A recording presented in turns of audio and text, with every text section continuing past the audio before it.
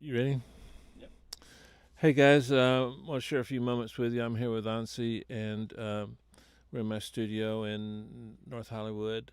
As you can see behind me, I've got the Amphion 218 speakers. I've been using them now for about 2 years, and I'm still thinking they're some of the best speakers I've ever used. Um, in my world, in the studio world, you have a communication with your speakers that's kind of intimate. I like to say the joke. They're called speakers because they speak to you. They tell you, "Hey Dave, you think you know what you're doing, but this snare doesn't sound right. Give me a little more 2K. Take a little more low end out." And so, if your room isn't tuned correctly and your speakers aren't speaking to you correctly, it really becomes impossible to mix. Mixing is such a fine line.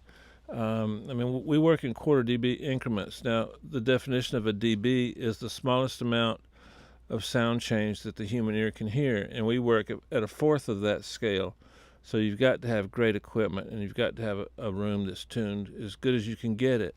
Now, for those of you that are out there, the first thing I would experiment with when I get a pair of speakers is listen. Get yourself at the listening position and have a friend or two move the speakers around an inch or two one way or another can make all the difference in the world. And then when you get it sounding as good as you can like that by speaker movement, then you can start trying different room treatments and things like that.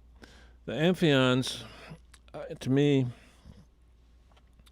um, have a modern approach to monitoring, because when digital came in, the world changed in terms of what we wanted to get from a speaker. Speakers rebounded differently. So in other words, there's two sides of a sine wave. Sometimes the cone goes out, then it returns to the center position, then it goes back.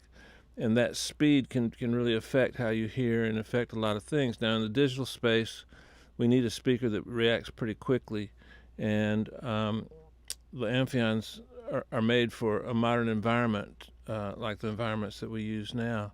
One of my assistants, you can guess who he was. He told me, he said, "Dave, why are you using those same speakers, dude? You want to make modern music, you got to use modern tools." So I went out and got my Amphions, and it was the best advice I was ever given. An interesting thing about these speakers is the stand is an extension of the low frequency range of the speaker.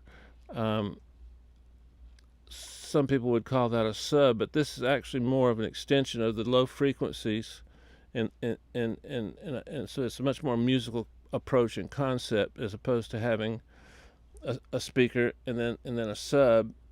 These are all kind of connected, and because they're touching each other and they're on top of each other.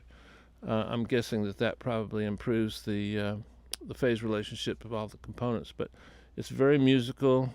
I run them loud, I run them soft, and they always give me the information I need. So go check them out. We'll see you soon.